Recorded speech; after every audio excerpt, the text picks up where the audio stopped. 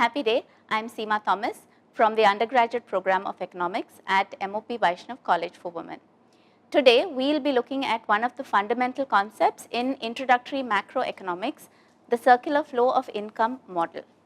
In today's session, we will be learning how to identify the four factors of production and their respective payments. We'll explain the circular flow of income and expenditure through a diagram and understand how injections and leakages, also known as withdrawals, affect the circular flow.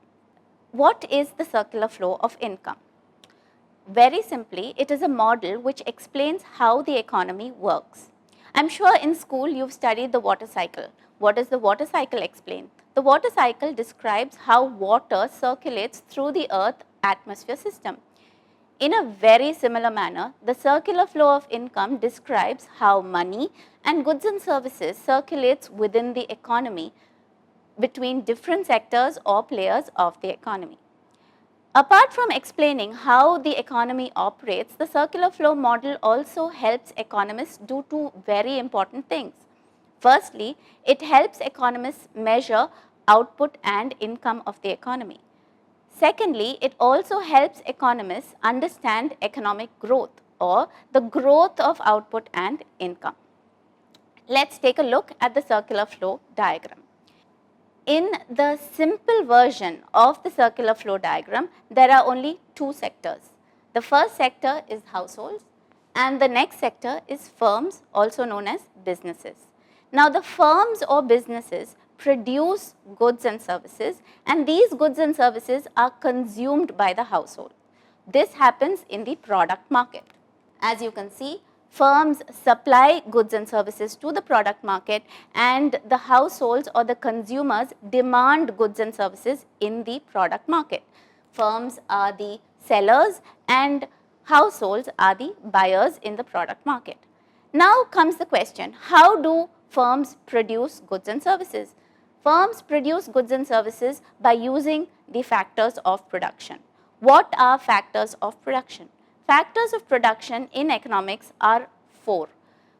First, land, next, labor, thirdly, capital, and finally, entrepreneurship, otherwise sometimes known as organization. Land. What is land? In economics, land refers to natural resources. It's not just agricultural land or non-agricultural land. It also includes the resources of the oceans, forests, as well as minerals found deep underground. Basically, nature's gift, that is land. The next factor, labor. Labor represents the physical and the mental effort of human beings used in producing a good or a service. Examples of labor include teachers, accountants, economists, taxi drivers, IT professionals, everyone who is doing some kind of manual and mental effort is labor. The third factor is capital. It's also known as physical capital. Physical capital is a man-made asset which is used in producing other assets and is not directly consumed by the end user. Let me explain with the help of an example. Take a windmill. A windmill is a man-made asset. In other words, it is not a natural resource. It was created by human beings. And what does the windmill produce? It produces wind energy. The windmill itself is not directly consumed by an end user, but what it produces, wind energy, is actually consumed by the end user. Therefore, windmills are an example of capital. The final factor is entrepreneurship. Entrepreneurship is a special skill that some human beings possess. Using this skill, they combine the factors of production to produce goods and services, and they also take the risk of success or failure of a business. So these are the four factors of production. Who supplies these factors? These factors of production are supplied by the households. Now, the households supply these factors in what is known as the factor market. Firms demand the factors in the factor market. So, the reverse is the case in the factor market, where the households are the sellers and the firms are the buyers. Now, when the households supply factors of production, they receive factor payments or what is known as factor incomes from the firms. This is nothing but for land it is rent, for labor it is wages, for capital it is interest, and for entrepreneurship it is profit. Sometimes this rent, wages, interest and profit is known as the rewards to the factors of production. What do the households do with these rewards? The households basically spend the factor income on consumption expenditure. In other words, they purchase goods and services which have been produced by the firms. This purchase or payment for goods and services is nothing but consumption expenditure. So now if you look at the circular flow diagram, you can see there are two loops. The outer loop, which is in blue color, represents the flow of physical goods. The physical goods is the goods produced by the firms and the factor of production which are supplied by the households. Whereas the inner loop, which is in green color, represents the money flow. The money flow is nothing but the factor payments which are paid by the firms and received by the household, and the consumption expenditure which is done by the households in order to purchase goods and services provided by the firms. When you look at this diagram, you might think it's a little simplistic, and you're right, because in this diagram it looks like all the goods and services produced by the firms are actually consumed or purchased by the households, and similarly all the factor incomes received by the households are spent in purchasing goods and services. In your own lives, I'm sure you've realized that not all of the income received by your family is spent.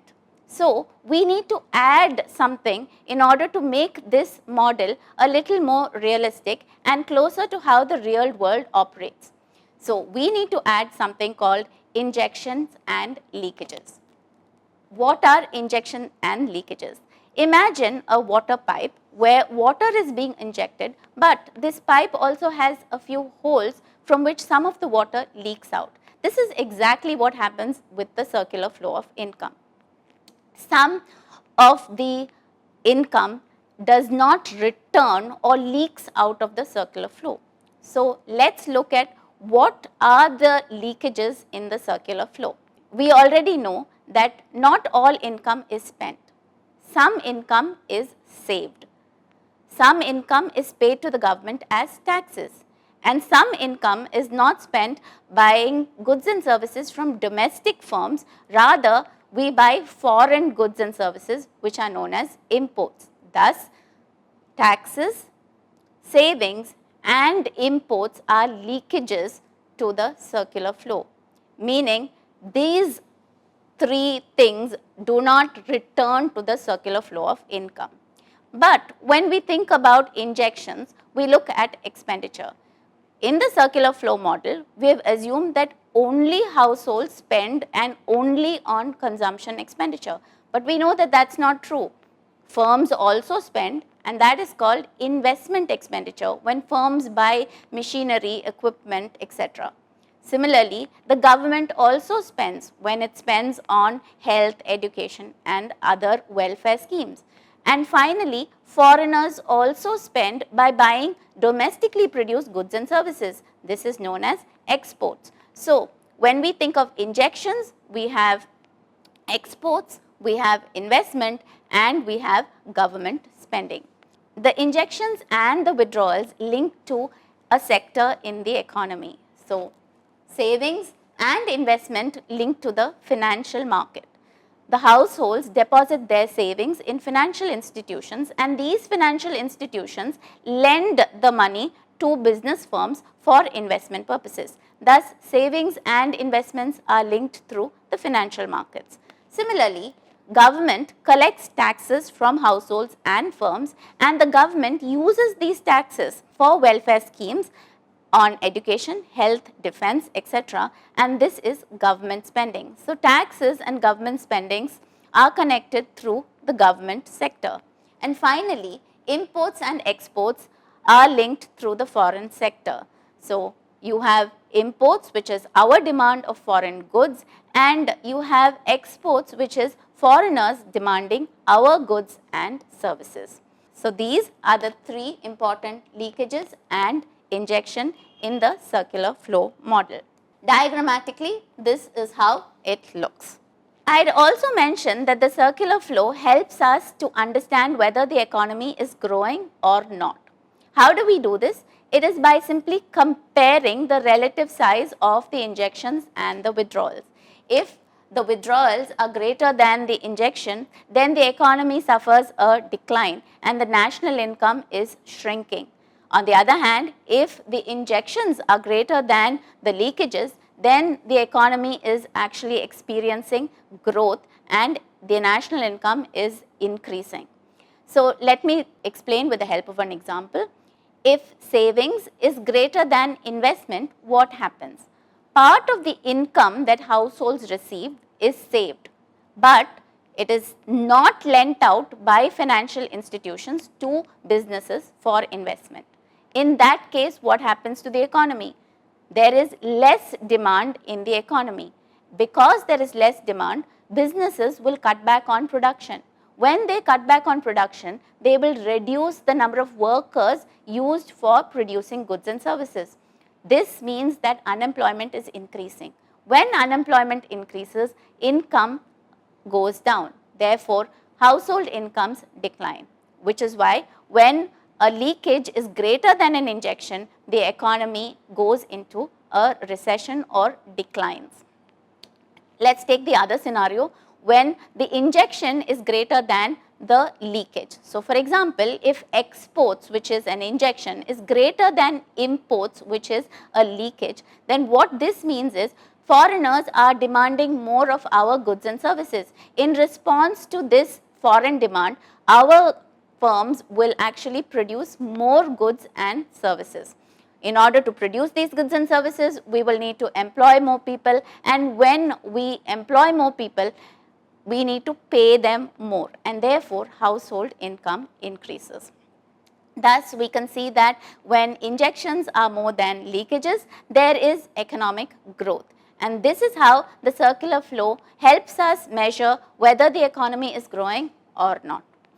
The other important thing that the circular flow model does is to help economists measure GDP. I'm sure all of you have heard of the term GDP from the newspaper or from your textbooks. Basically, this is the output produced by the economy. There are three methods of measuring GDP, all of which comes from the circular flow diagram. The output method is nothing but adding together the output of the final goods and services produced in the economy. The income method adds together the factor incomes received by the factors of production. And finally, the expenditure method adds together the expenditure made by the different sectors or players in the economy. So, thus the circular flow helps us to do two very critical things: measure economic growth as well as measure the output of the economy. This concludes my session on the circular flow of income. In the next section, we will look at exploring these three methods of measuring national income in greater detail. Thank you. I hope you found this session interesting and useful. Please like, comment, share and subscribe to M.O.P. Classroom for more such videos.